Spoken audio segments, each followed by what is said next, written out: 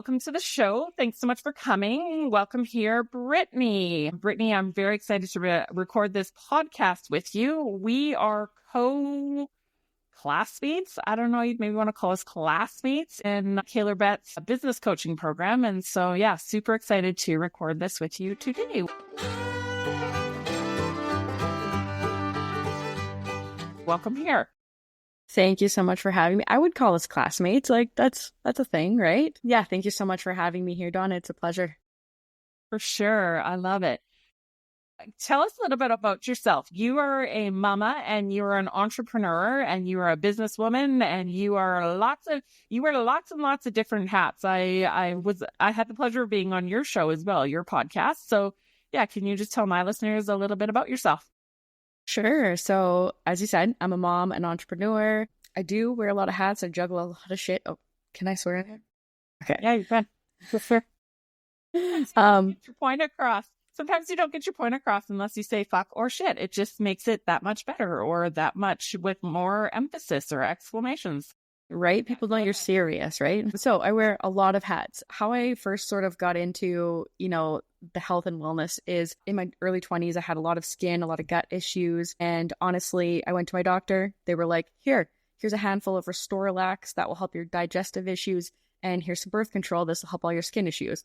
And I literally sat there and I was like, well, I guess this is it. This is the Western medical system. So that's cool. So I left. I never returned to that family doctor ever again because I was like, you're literally no help. I took a whole schwack of courses, dove into, food, mindset, lifestyle, all of the things. I took a bunch of training and really just got to the root cause of what my actual issues are. So then in turn, creating a business out of that. And then I had a daughter and then, everything gets turned upside down again. Like your time is not yours, your hormones, everything, your body is not the same, your mind is not the same, everything completely changes. And so, just getting into that place where sometimes it's not always sunshine and rainbows. There are dark places in there and getting out of them is not always easy. And it's basically shamed upon if you're not this, amazing mom in society's eyes. So basically what my goal is to get you out of that place and help you thrive and live your fucking life to the fullest potential. And your joy is running the show, I guess. Love it. So you are helping entrepreneurial mamas, balance work and babies and life and themselves and not using Western medicine to do it. That's what I'm hearing you say? Exactly. Yeah. Perfect. You focus on helping mama entrepreneurs who feel overwhelmed. What are some of the biggest challenges you face and help you guide them? And how do you help them guide them through it? So tell us a little bit about what you do and how you're a coach and your program, I guess. Okay, so that's a great question. So I would say the biggest challenges that moms, entrepreneurs face would be lack of time, exhaustion, guilt, and prioritizing themselves. So honestly, just simply put, I'm just basically help them simplify all of those things.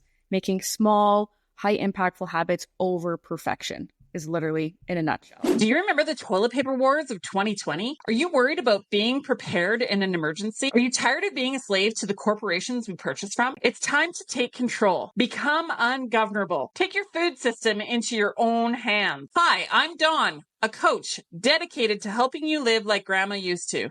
Self-reliant, resourceful, and prepared. Whether it's raising chickens, growing a garden, canning your own food, or even milking a cow, I'll teach you how to thrive and survive in the space you have, big or small. We can even potentially make some money off your homestead. Visit Dawn's Dirt today to book your free jumpstart call. Together, as a team, we can get you self-reliant and ungovernable. We, the people, have the power to take back control. Remember, if you give a man a fish, he eats for a day. But if you teach a man to fish, he eats for a lifetime. Let's build a better future and a community, one skill set at a time. Absolutely. I really like that. And you touched on the word guilt. I'm a woman. I've got 3 teenagers. And yeah, they just thinking back over their life. I used to work a lot when they were little.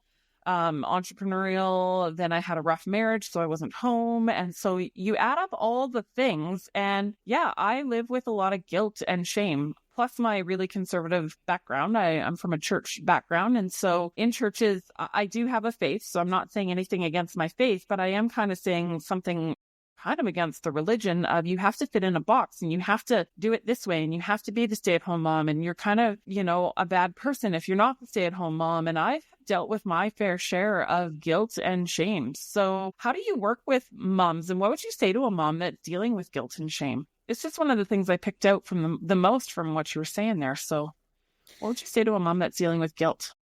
I would say it's 100% has to do with mindset and self-prioritization. It's basically breaking down to what the root cause of what's creating that guilt and going from there, right?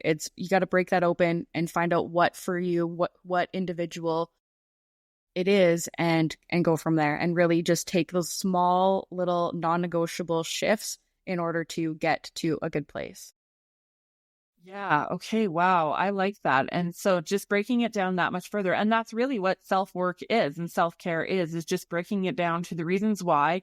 And I was meeting with a friend of mine, like a couple of girlfriends of mine last night. We were talking about mindset and, just self-help, self-work, things like that. And just breaking it down to, and we were talking about the little girl inside of all of us and how sometimes these things that come up in our life, we need to actually, they're coming from a childhood trauma or childhood even thing, not even trauma maybe, but childhood thing from our past. And we just have to picture ourselves as like that little girl. And what would you say to the little girl, right? And that's the thing, like, what would you say to the little girl who's really struggling or feeling with guilt or, so overrun and so overwhelmed? Like, you would probably have grace and compassion for her, but sometimes as women, we don't have grace and compassion for ourselves. 100%. I agree. And that's a great example. Like, you want to think, and when you have those negative thoughts or, you're speaking badly to yourself, you want to just go and either literally pull out an old picture as a child and like look at that picture and be like, now say those things to that little face in that photo. You're not going to do it because that would seem like you're a huge asshole. So you need to go into the mirror and pretend like you're that little girl, and you need to talk to yourself like you would a 4-year-old child, your best friend. Give yourself those pep talks and just basically, reinforce all of the positivity that you as a little girl needed and didn't get at that time. Yeah, for sure. And that's the thing is we are so powerful as women. Like we have it all in our brains and in our hearts and in our being and who we are. Like we can actually reparent and rechange that childhood trauma, rechange that childhood, whatever, and turn around and come out further ahead and in turn become a better entrepreneur, become a better wife, become a better mother, become a better whatever it is that woman is. For me, better farmer, better homesteader, better, coach, online homesteading coach, and just take that all and just impart it on other people. Yeah. Yeah. And actually, I just want to go back and touch on to one of the things you said there about, so basically it goes back onto what expectations as women are we actually putting on ourselves? Like, why do we have the expectation that, the house has to be perfect. Your children have to look perfect and presentable. You have to look perfect and presentable. This, all of these things. So it's like, you're being conditioned from society, from social media, from your parents, people that looked after you, all of these places. But what are your actual feelings and thoughts on this? Like, where does that rank in the priority list? Where can you take some of these expectations that aren't realistic or true to your values and cut them out and just cut the bullshit? Like, you don't need them. It's putting that extra pressure, extra guilt on you where you don't need it. For sure. Absolutely. And that's just it. It's when you're trying to rise to the level of someone else's expectation, of someone else's goals and plans and hopes and dreams for your life. That's where the issue lies. When you're trying to focus on someone else and what they think rather than on what you think and feel and need and your goals and hopes and dreams. And that's the thing, is going through this self-reflection, self-help, and going through it all. Like, what does it look like for you really and your children and your career? Like, that's really all it boils down to. The rest, if you don't like it, like, I'm not a size 2 by any means of the, Right. But I've always kind of said, I'll wear a bikini on the beach. And I'm like, if you don't like it, don't look, because that's the thing. I feel confident in myself and in my body. And for me, as long as I feel okay, as long as I can walk and run and, skip and jump and play and swim and do all the things, I'm fine. Like, and yeah, I have a slight tummy, but yeah, it's the same thing. And so with all of it, even in parenting and in your business and with all of it, it's you figuring out what works for you and how you're going to live your life and what you're going to do with it. That's really the only thing that matters. And so if you like living in a messy house, live in a messy house. If you don't, if you're an entrepreneur, pay someone to clean it. That's what I did. A clean house was actually really quite important to me when I had my farm and I was working, my 80 hours a week. I hired someone to come in and clean my house for me because that was just a priority for me. Yes, it came handed down from my mom and, things like that, but it was a priority for me and it still honestly is. I like a clean and neat and tidy house. But at the same time, there's other things that I could let go of, I don't know, just different things. Yeah. Definitely. And I fully agree. Like, delegate the stuff that doesn't matter. Like, yes, so that's important to you. Great. So now you're having somebody else help you so that you can focus on your coaching business, your farming, your gardening, your kids, all the things that matter and that require your actual full presence and your attention, and delegate the rest of it, right? The rest can be done by somebody else. For sure. Absolutely. And that's part of it too, is I found myself before I hired someone to clean my house that I'd come in and I'd be yelling and screaming at my kids to clean the house up and that we'd be working together and cleaning the house up, but it wasn't a pleasant, fun experience. And my time was so limited that when I came home and, or in the house from the farm, if I'm screaming and yelling at my kids to clean the house up, that's a problem. Like, that's their memories, instead of me being able to sit and even watch a movie with them or cook them a meal or, take them outside and play or do whatever it was. I mean, we just worked as a family, but yeah, my kids needed me. I needed a clean house. And so I was able to do that and make that shift for my family. But if a clean house is not important to you, then who cares? Live however you want to live. Like, it's your house, your body, your life, your kids, your whatever. Do you, boo. Totally. I 100% agree. What are some key mindset shifts that can help women move from burnout to thriving in her life? Okay, so a lot of things that come up for people are the all or nothing mindset. So that was big for me too. Like, you're all in or you're out. There's no 1 foot in, 1 foot out kind of thing. And then the other one that I love is progress over perfection. To all of the lovely perfectionists out there, recovering perfectionists too.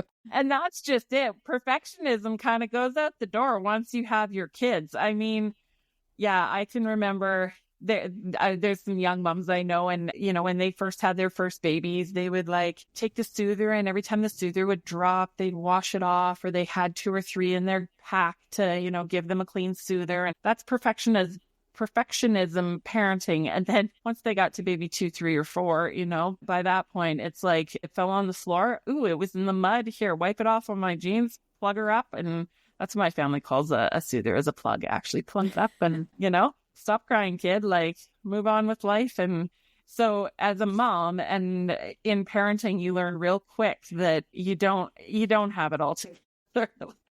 Yeah, I knew everything there was to know about parenting and how my kids were going to be raised. And then I had 3 kids and went, yeah, that's not reality. And reality is sometimes you just do what you got to do to survive. Yeah, it's funny because before coming a mom, I can remember things that, you see people doing or that you like and that you don't like. And you're like, oh yeah, I'm definitely not going to do that. Or, oh yeah, I want to do that when I'm a parent kind of thing. And then you have a kid and you're like, all reality goes out the window. You're just like, yeah, that was all ridiculous. But anyways, you just go with the flow. You learn by the seat of your pants.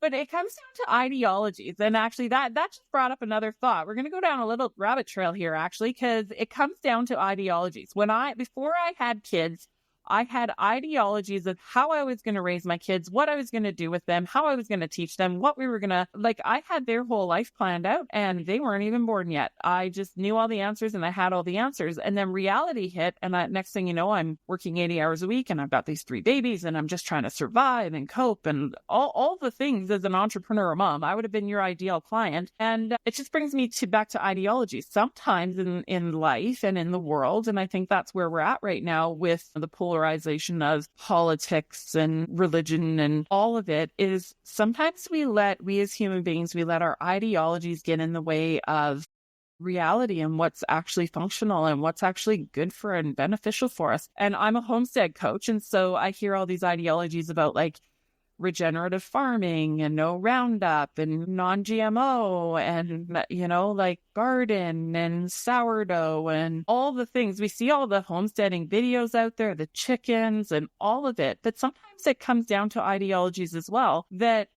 those are great ideologies and great goals. But, sometimes when the rubber meets the road, you just gotta, cut the head off the chicken, right? And so it's with everything. It's with mom entrepreneurs, it's with homesteading, it's with all of it. Ideology sometimes squash or hamper or dampen what reality is.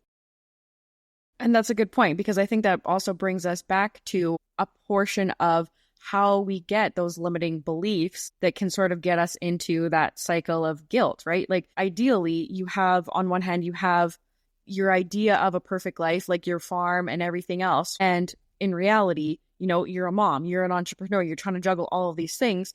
And, something has to drop at some point, but you're still want all of these expectations with your ideology and everything else. And it doesn't, sometimes all that pressure, right?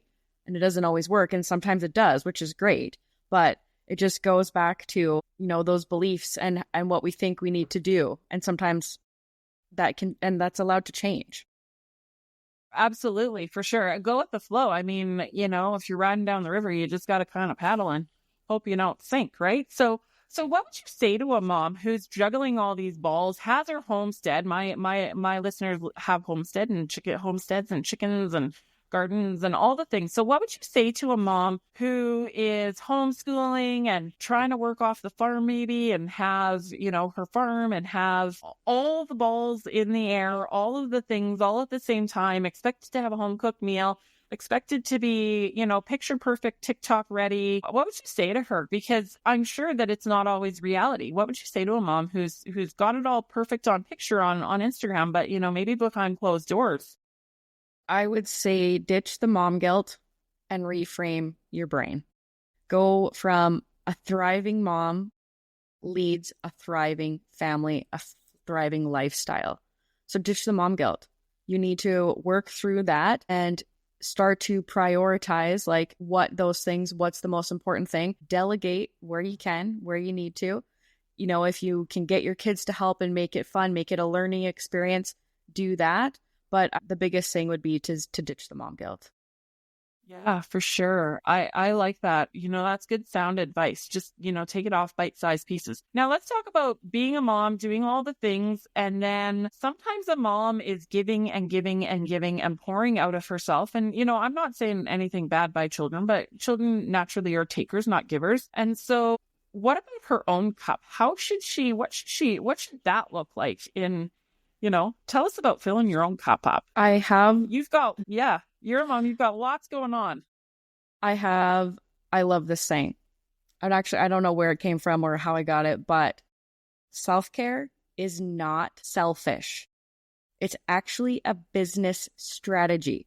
If you are not taking care of you, how in the fuck do you expect to take care of your kids, take care of your business, take care of your house, take care of your social life, take care of anything else if you were always running on empty? That used to be me. That was me. I would give and give and give and put everybody else's needs above my own. And I was empty all the time. I was tired, exhausted, overstimulated, overwhelmed, burnt out, miserable. Like, you can't do that all the time and expect things to go differently. You just can't. So putting yourself first, taking yourself off the back fucking burner, put you in first in the driver's seat and take control of your self-care. And it will literally change your life. I love that. And you know what? Again, I'll bring it back to I should have met you, it's 16 years ago, 18 years ago, 14 years ago, because I can remember when I first had my babies and I had my little ones and I was working crazy hours and trying to make the business go and trying to help my ex-husband and trying to do all the things and still be the good church mom and, still trying to do all of it. I felt like I needed to do all of it. And for me, what that turned into is I had panic attacks. I would have panic attacks and stress anxiety things. And I ended up so bad that I would stutter and slur my words to the point of I sounded like I was having a stroke. And that's what this stress and anxiety did to me. And I still have moments of that. I know when I've had taken on too much or doing too much or something is stressing me out. Yeah, I lose my speech and I sound like I'm having a stroke. It's just how my body is dealing with it. And I had a friend and she met me many years ago and she told me Dawn, lift your head up high, be proud of yourself. I had this bad bra and, made my boobs saggy. This might be too much information, but whatever. And, it's okay. I love it. I would be down. I would look down and I was shy and I was not confident at all. And this woman just poured into my life and she's like, Dawn, even your tits are saggy. Get a new bra, lift those bad girls up, lift your head up high, start taking it. You're beautiful, you're strong, you're independent, you're a farmer, you're a wife, you're a mother, you're all these things. And so, yeah, slowly as she poured in from her cup graciously into my cup and filled it up, I was able to fill up my cup. And I'm thankful that at this point in my life, I have a pretty full cup a lot of the time, not all of the time, but a lot of the time. And now I'm able to pour into other people that the Lord brings into my path. And it's actually pretty cool. That's amazing. And it sounds like you had, at that time, exactly what you needed was somebody just to point a mirror back at you and tell you all of the things that what were working instead of what was missing. Yeah, absolutely. And just, yeah, exactly. Because she didn't kick me when I was down. She didn't tell me, she didn't pick all the little things that I even wasn't doing well. I mean, maybe my bra, but she didn't pick on the things that were, you should be working harder or your kid shouldn't cry or your kid shouldn't eat candy or your kid shouldn't, you should do this, you should do that. She did none of that. She just poured into me as a woman, as a person. And that's the thing. When I think of you as an entrepreneurial mama coach, you're able to take from your overflowing cup that you've filled up your cup. You've got your cups probably not always it's probably not always going super amazingly well, but you've got it down. And now you're able to take from your cup and pour into other mamas. 100%. And that's the thing, right? That's life. It's a flow. It ebbs and flows, right? It's not always going to be full and that's fine. But also just recognizing that and taking a step back and not doing things that you don't want to do or that don't light you up and just taking it down a notch and toning in back into what's filling you up to get back to that place. Yeah, for sure. Absolutely. So what foods and habits and things do you do as an entrepreneurial mom to fill your cup? How does that look to you? What do you do? So the biggest piece on food that I will give you is protein. Protein, protein, protein. My life is filled with protein. I'm going to throw it out there. I'm a garden coach, Yeah, but you have chickens. I do have chickens and I love these. Not just garden, just all homesteading, right? All homesteading. I love to tease people. And so that's the thing. I'm just going to tease it right back and say, hey, I'm a garden coach. What are you talking about? I know I absolutely believe in eat beef. So what about protein? What, tell me about that. It is literally the thing that is going to change you. You need energy, sustainable energy to keep you going. You need it to regulate your blood sugar. If you're working out, it's going to fuel you to have great workouts. It's just going to give you that headspace and clarity that you're going to need to be a mom, to be an entrepreneur, to fulfill all of those things. Obviously, you want to eat healthy fats and fiber and all the veggies. Those are fantastic, and they're going to have all the micronutrients in there for you. And also, I just want to point out that for some reason, it's still 2025 and women are afraid to eat healthy fats. Don't be afraid. Go eat the fucking butter. Nobody cares. Like, it's good for you. It's going to lower your cortisol. Go get it. I like that. You know, that's the thing. We've been taught for so many years that butter is bad. Butter is bad. Butter is bad. And, you know, my favorite food, honestly, is popcorn with far too much butter on it. The popcorn maybe is whatever, but the butter, like it's good for you. I think we need these fats. I think we need these things. And I just had this random thought too. As a woman with a little extra padding, not even unhealthy padding, but just a little extra padding, you know, back in the medieval times or the, you know, whatever, the 1200s, 1100s, I'd have been a very beautiful woman because I'd have had some meat on my bones. And, you know, if shit would have hit the fan, I got a little extra junk, you know, in my trunk to like survive off of. And so I would have been looked at as, you know, bring it back to farming, healthy breeding stock, you know, like honestly, I think we need to get over these, you know, thoughts and things that you have to be this one size 2, you know, workout, because sometimes that's maybe not even the healthiest either. And also, like, go to Europe. They love voluptuous women. It's amazing, right? Like, they have the right mindset. Like, all women are beautiful. Yeah, I didn't know that Europe believes that.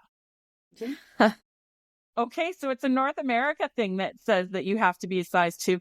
Well, and as a woman who's struggled with her weight for her entire life, like I have, honestly, like my one uncle, he used to call me, we're Dutch background, and dikke, the word dikke in Dutch means fat. And so he used to call me dikke Dawn. And that's one of my childhood like traumas, is being called dikke Dawn, fat Dawn, fat Dawn, fat Dawn. Like, you know, it's taken me a lot of years to realize, like, no, Dawn, you're just fine. You look great the way you are. And you've got, you know, the Lord has just built me the way I am. I'm an hourglass, but it's bigger. That's all. Well, I'm sorry that your uncle was a dickhead. Like, well, John, if you're hearing this, yeah, I forgive you, but sorry, not sorry. Exactly. Also creates you trauma and like shit that you have to work through in the future. Like, that's mean. Like, you don't just call somebody fat. Like, have a look in the mirror of your own self, buddy.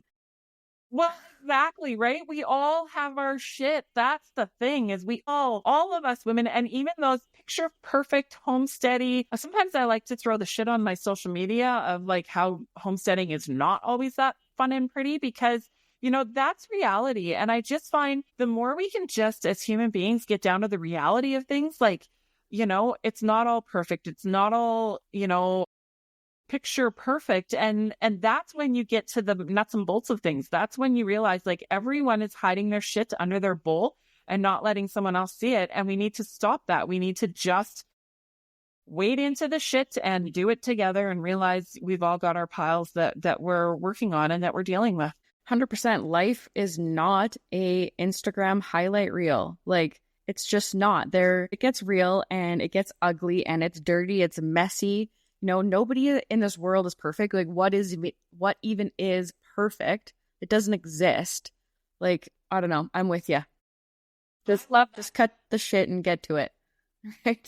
That's going to be a quote. What did you just say? Life isn't a perfect Instagram reel. Like, yeah, that's what we need more of, is more imperfections, more, you know, just crazy crap. Crazy crap all happens all the time. It happens to the best of us, you know. When we start, I think that's where we build community too. The word community comes up over and over and over in all my podcasts. When we build community with one another, when we realize, hey, we're all in it together, all our blood runs red, we've all got our own strengths and weaknesses and things we're working on. And when we can come together collectively as a group, that's when we will succeed, and that's when we will thrive as people. 100%. Yeah, community. And that's one thing that we're missing. Like, it's all like for one and one for all. Like, you have to work together with your neighbors, with your community. Like, it's a group thing. Like, and back in the day, women birthed babies and they had their whole community to help raise them. And it took a village, and that was nice. You had people to lean on. Now it's like, well, no, you have to be a mom, you have to be an entrepreneur, you have to have a job, but you have to have a job like you don't have a kid, and then you have to have a kid like you don't have a job.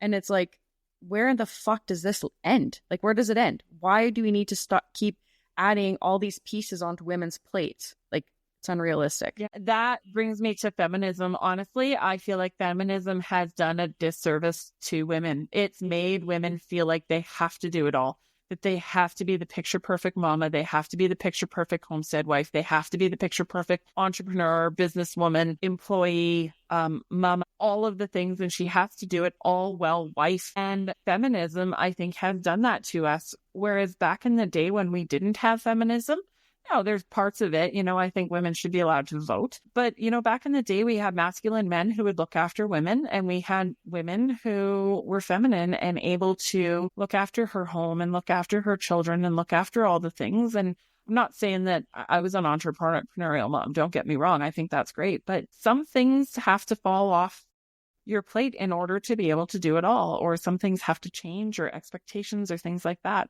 I don't know. I'm not a feminist. Yeah, and like that, just like 9 out of 10, all of those women are all burnt out. Like, I laugh, but like it's not a joke. Honestly, they're all burnt to the ground they're not happy and miserable climbing the ladder. Like, yeah, you can't flow and be happy and be in your masculine all the time. You need to ebb and flow into your feminine and your masculine and use them both to your advantage at the right times. For sure. And I'll tell you that after I sold my farm, so I've been in my masculine for a very, very long time. I don't know how much you know about my story, but I picked up all the drop balls after my ex-husband. I bought him out of our farm. I took on all of the debt. I made the farm work to the point that he wasn't even allowed off our mortgage in the end. And if I'd have gone bankrupt, I'd have taken him down with me. And he just didn't care. He had anyways, I took it all on. I was very much in my masculine, and just being home this last year, or not having the farm this last year, I'm really trying to find my feminine back, which is pretty cool. But I lost her along the way. And so what would you say? What are some signs of burnout that you would say, or what are some things that a woman can know, and she's got to watch it, or she's going to be into some trouble here? What's your thoughts on that?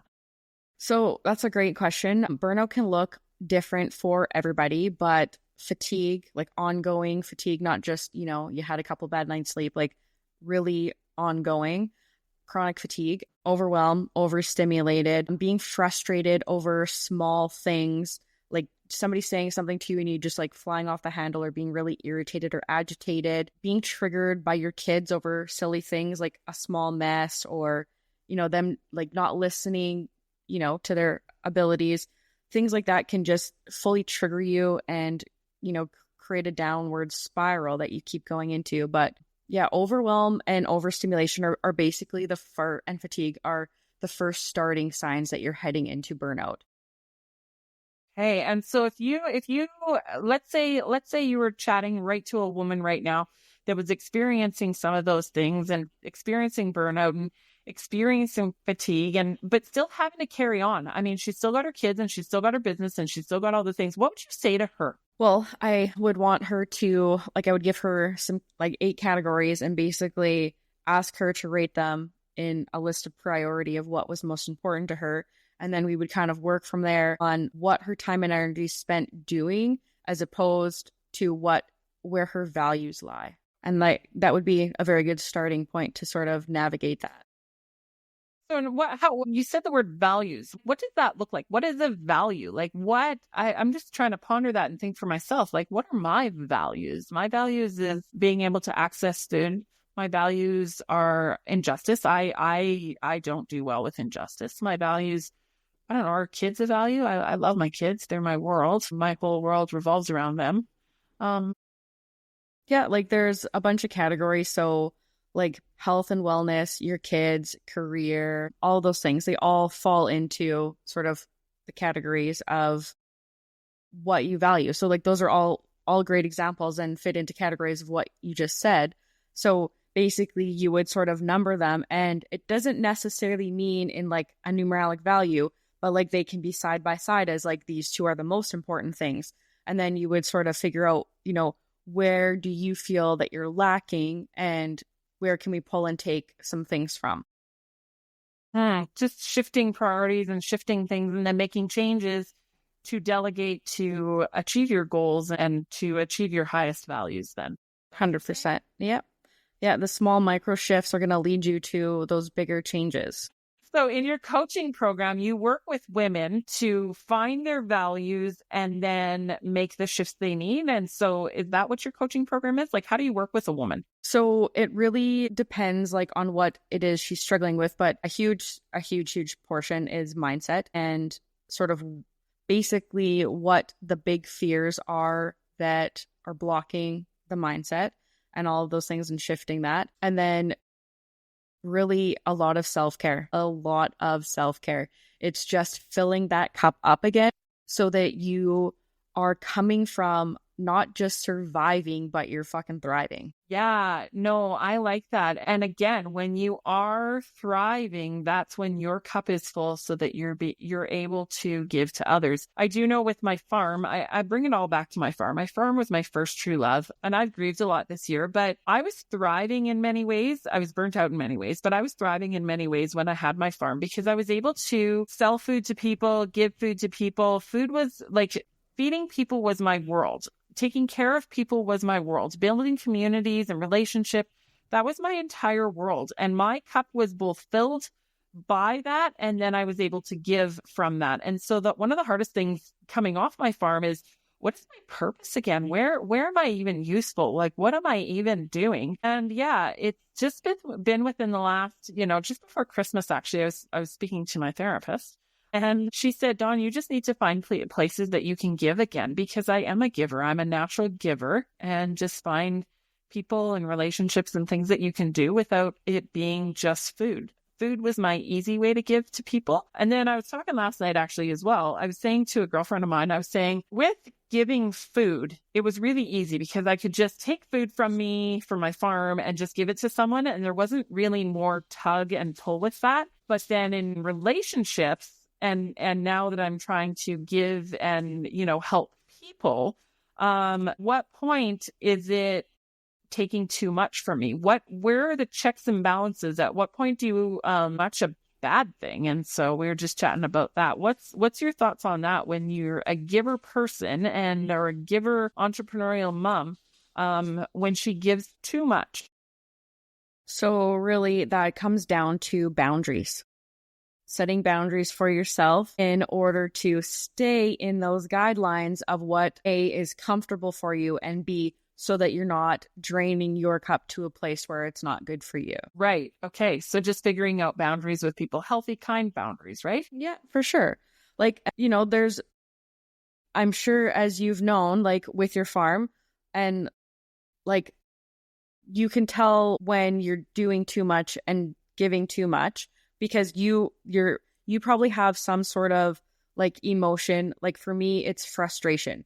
Like when things are going great and, things start to slip, that you're like, okay, well, I can miss my morning routine today or miss a portion of it or whatever. And you get to a line. But mine is I start to get frustrated with things. So when I notice, because now I'm very aware of it, when I notice that I'm getting frustrated, I'm like, okay, so I'm feeling frustrated over such and such, and normally that wouldn't bother me. So what is going on?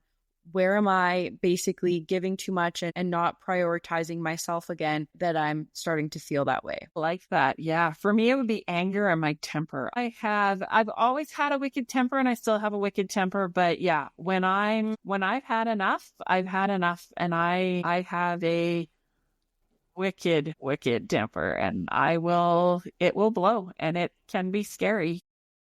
So what sort of feelings do you get before you get to that blowing point? Frustration. I'm frustrated and I'm tired. I usually have the most temper or whatever when I'm tired, or when I feel like I'm being hurt, or when I feel like there's injustice. If there's injustice, then my temper is going to go regardless. That's fair. That's a hard one, right? If I see someone hurting someone else, or if I see injustice, with me, it's a little harder. I can handle a little bit someone hurting me, but if I see someone hurting someone else, or just making bad decisions that will hurt themselves or others, like, yeah, I can have a wicked temper over that. Yeah, that's fair. But even Jesus had a temper, and he flipped the tables, and, I was talking to someone, this is a little off topic again, but they were saying like, Jesus used to call people a brood of vipers. You brood of vipers. And I was thinking, then they were explaining to me, they said, really, Jesus was a rebel. And that when he called someone a brood of vipers, like that was probably like us saying, like, you fucker. So I don't know. Yeah. More like Jesus and call people fuckers. I don't know. We're all human. Yeah, exactly. Yeah. Right? Like we all have boundaries, and if you don't set them, people will cross them, and then you have a breaking point, right? We're only human. We can only do what we can do. Yeah. Well, I'll tell you a shitty story. I went on a trip recently people always say, Dawn, you're so kind. You're so kind. And I always say, you don't know me very well. But anyways, we went to Cuba recently and we were in the airport and we flew like the red eye. We were up all night. I don't do well without sleep. My temper gets worse without sleep. And we got to Toronto and we're waiting in the airport and we're trying to sleep on benches in the airport. It was crazy. And we get going to, go through our gates or whatever to get checked in. And there was 6 of us. We had 12 suitcases and we had 6 carry-ons because we were able to collect donations for the people in need down there. So it was really a kind of a cool trip that way. But here we are in Sunwing, and the person at the entrance to where you're supposed to check in, she's like, you 2 go this way and the rest of you go this way. So she split our group up, and I said, no, we have 12 bags that we need to check in together. So we should probably do this together. And she's like, no, you go this way and you go that way. And so me and my girls, we go to try and check in, and we're trying to check in 4 of us now with 12 bags instead of, 6 with 12 bags because and I didn't want to pay the extra. So I went up to another girl and I'm like, what are we supposed to do? She said, well, you need to go back with your party. And I'm like, the other girl told me not to. And so we ended up leaving that area and we went out, and then my mom was being pushed because she had a bum knee. And so she was being pushed in a wheelchair. And I'm like, excuse me, I need to talk to my mother. Excuse me, can you stop? And this lady just kept on walking. And I yelled in the middle of this airport. I'm like, excuse me, can you please stop? I need to talk to you. And she turned and she's like, no. And then this other lady came over and she was trying to talk over me. And finally, I'm like, you need to listen to me. Just hear me. Stop talking and please just hear me. And I was quite like, I'm sure the whole airport, when I've got a very loud voice that carries, and I was a little bit frustrated and overtired and irate. And yeah, so we ended up going back and we ended up checking in all together and we got it all sorted out. But here I was, this crazy woman in the airport. And then we get down to Cuba and we're walking around the hotel. And then I met up with, I'm chatty Cathy all the time with people. And I meet up with these people and they're like, oh, you were the lady that was really upset at the airline, weren't you? And I was like, it was like a couple days later after a holiday. I'm like, yeah. Yep, that was me. I was overtired. So it's a crazy story. Sorry. No, it's okay. It just goes to show, like, right? Everybody goes through emotions and different things. So like that is hilarious. But like that's good that that's your tell. Like when you're tired, then either go take a nap or else, warn everybody else in your vicinity that the top might come off at some point. Right? Like sometimes ultra dawn, right? Like that's the thing. And so I guess the only reason I'm sharing this story right now is because, I'm just trying to show that I'm not fucking perfect. I don't have my shit together, nor does anyone else. And so, yeah, for your mama entrepreneurs listening, like, or my homesteader people, like, just cut the charade and realize we're all human and we don't need perfectionism. We just need to be real, authentic people. 100%. Honestly, and that's where so much comes from too, is comparison with other people. Like, don't give a shit what Susie Q's doing over there. Like, you worry about you. Stay in your own damn lane. Like, they're fine. And you'll be fine too. Yeah, I also have a problem with that. Yeah, not my pig, not my farm, but I have a tendency of telling people how to run their pigs in their own farms, even though it's none of my fucking... But you probably, wouldn't lose sleep if they told you, Dawn, piss off. Like, I got this. You know what I mean? Like, you'd be like, fine, ruin your life, but whatever. Yeah, exactly. Have at her. Yeah. Go make your own bad choices. No, but it's true. And that's the thing. When I am sticking my nose where it doesn't belong, or when I am, it's only out of a place of honestly love. I just care about the people I can think of, just as we're sitting here, and I'm not going to share them, but I can think of 10 different places where I stuck my nose where it didn't belong there, and where it didn't belong there, and it didn't belong there. But honestly, if you get to my heart, it's just because I love them, I just want to help them. And I'm a leader that way. I'm outspoken and a leader that way. Yeah, but the world needs more people like you. Yes, they do, but thank you. I think they do.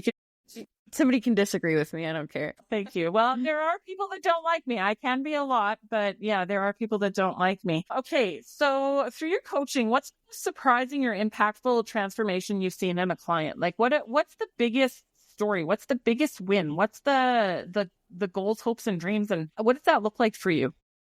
Well, I think the biggest thing is women learning to trust themselves. Tell me more. Honestly, that's what it comes down to. Trusting you, trusting your intuition, trusting what is good for you. What is your higher purpose, and not necessarily how are you getting there, but what steps are you taking to get yourself there? If you want to be exhausted and stuck, then keep doing what you're doing. But how do you expect to launch your dream business, your dream life, being where you are without changing anything, without changing your mindset, without learning to trust yourself and your intuition? How do you think that's going to go? I like that. Yeah. The definition of stupidity is doing the same thing over and over and over again and expecting a different result. Yeah. I think that's a definition of insanity. Insanity or stupidity? They're probably both the same, insanity and stupidity, Yeah. But that's the thing. If you don't make changes and you don't try things and do different things, you're going to be stuck in whatever rut that is. Yeah. And that's the other thing. It's for your audience, for my audience, don't be afraid to ask for help. Everybody needs a helping hand sometimes. I learned, lots of the things from other people. You learn some things from other people. Yes, you have to dig in and do the grit and do the work, but don't be afraid to ask for help. Get somebody to help you. And it will honestly save you a lot of time and energy in doing the wrong fucking things and get you there a little bit faster. Yeah, you just said a swear word to me, actually, help. Because I struggle with that. I like being the helper. I like to give. I like to help other people. And I've had a really hard time accepting help, taking help, not being this independent, strong, whatever, go-getter woman. And yeah, that's almost like a swear word. So what advice, how about you coach and counsel me? Honestly, Dawn, literally that was also me. I would not take help. Everything had to do on my own. If I was going to do something big, it had to be just me so that I could say, yeah, that was me. I did it. And not just for praise. It was for my own whatever fucking shit I had going on that I had to prove or whatever, right? That's the thing. Don't fucking spend so much time spinning your wheels. It's okay. You're allowed to get help. So, Dawn, get help. I need a lot of help. I think we all do. Many, many ways. Yeah, many more ways than you'd know. Yeah, for sure. And I guess that comes from being married for many years to a man who, yeah, he didn't want to work as a teammate. And so things would come up and I'd ask him for whatever and he'd say, and I'd end up saying, I'll figure it out. Don't worry about it. I'll figure it out. I'll figure it out. So here I am, however many years later after my divorce and learning to give up the I'll figure it out and ask for help. And yeah, it's okay to ask for help, Dawn. Thank you. But it takes a little weight off your shoulders, right? It's not easy asking for help, for sure. It's not. I've been there, done that. It's not a nice place. It's not a nice feeling, but you don't have to do it alone. For sure. Well, and that's just a thought too. I could delegate, but if I paid you for your time, compensated you in some way, it wasn't me asking for help. It was me really it was a two-way street. It was a deal. It was a business. It was a transaction. Whereas, the times where people have just helped me, yeah, it's been a bit humbling and a bit someone worked on my vehicle the other day and I said, how much do I owe you? And they said nothing. And I started to cry because I'm not used to being helped. I'm not used to it not being a transaction and, receiving instead of just giving. Yeah. Yeah. And I think that's a huge thing. And and especially for you is learning to just receive with open arms. And if somebody's giving you a compliment, don't just brush it off. Say thank you and like accept that compliment like a ray of fucking sunshine, right? Like don't just dismiss it and be like, oh yeah, okay. And like, you know what I mean? Like, so you're saying stop saying, well, you don't know me very well, do you? I should just say thank you. You should just say thank you and accept it. Just open up and be like, yes, this is some fucking ray of sunshine coming at me. Like, accept that and own it. Because you got...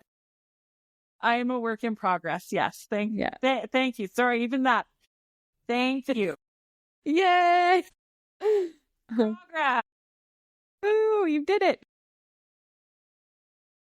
Oh my goodness. That's the thing. This is fun. Okay, so we're almost an hour in. Any more last thoughts on... I can't believe we just chatted for a whole hour. It feels like it. I know. Yeah. So any last thoughts for mama entrepreneurs who are just feeling the load? You know, speak right to your ideal client. Speak right to the woman that you want to speak to. What do you want to say right now? I would say you do not need to do it all at once. Small, consistent action wins. Just do the thing, but take off bite-sized pieces so it's not so overwhelming. Put yourself on the priority list. You are fucking important. You are the most important thing in your life, in your family, in your business. You cannot thrive and make it through if you are not taking care of you. Thriving literally starts with one single decision, and that is choosing yourself today. I love that. And I just want to add to that if you are a woman that needs help or feels like she needs help to do that, reach out to Brittany, honestly, because that's what you do is you help women achieve that and achieve their goals and hopes and dreams in finding themselves. Thank you. Yeah. And to Dawn, like, you're such an amazing human being. For one, let's just start there. Say thank you. Thank you. I don't do this well, but thank you. See, I still failed the test. It's okay. We'll work on it. Okay. Like, seriously, though, you are an amazing human being. Like, you're literally driven to help people build their dream homestead for themselves. Like, nothing is more cool than that. Thank you. And I love it. I love it. I love helping people too. And I love teaching people and I love coaching people. And I've made all the mistakes. And yeah, thank you. I really appreciate that. Of course, my pleasure. Yeah. Okay. Well, thanks so much for being on the show today. And so reach out. Where can people find you? You can find me on Instagram at it's Britt_Geleta. Hey, and Facebook. You can find me on Facebook, Britt Geleta. I'm there. Sorry. What's your podcast? Great question. My podcast is Mama Entrepreneurs Ignited. I love that. Man, I wish I would have met you 14 or 15 or 16 or 20 years ago. But yeah, amazing. You're probably just a little girl though. Not that little, but I know I wouldn't be as knowledgeable as I am now. That's for sure. Okay. Well, thank you so much.